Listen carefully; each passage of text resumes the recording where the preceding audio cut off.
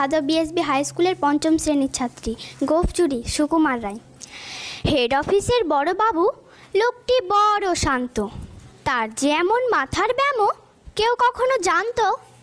দিব্যি ছিলেন খোশ মেজাজে, চেয়ারখানি চেপে একলা বসে ঝিমঝিমিয়ে হঠাৎ গেলেন খেপে।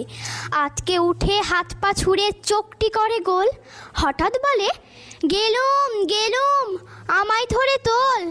তাই শুনে কেউ বদ্যি ডাকে, কেউ বা হাঁকে পুলিশ, কেউ বা বলে কামড়ে দেবে সাবধানেতে তুলিস।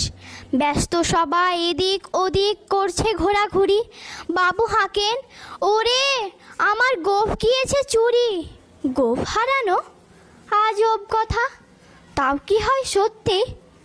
গোঁফ জোড়া তো তেমনি আছে, কমেনি এক রত্তি।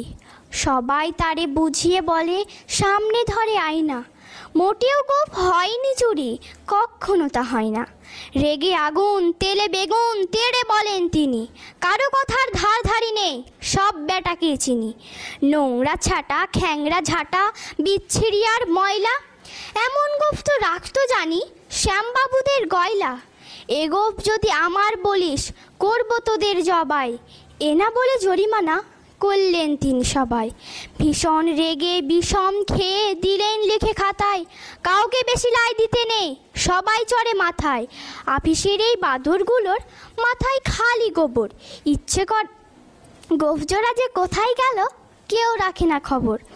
ইচ্ছে করে এই বেটাদের গোঁফ ধরে খুব নাচি, মুখ্যগুলোর মুন্ডু ধরে কোদাল দিয়ে চাচি। গোঁফকে বলে তোমার আমার, গোঁফ কি কারোর কেনা? গোঁফের আমি গোঁফের তুমি, তাই দিয়ে যাইছে না। ধন্যবাদ।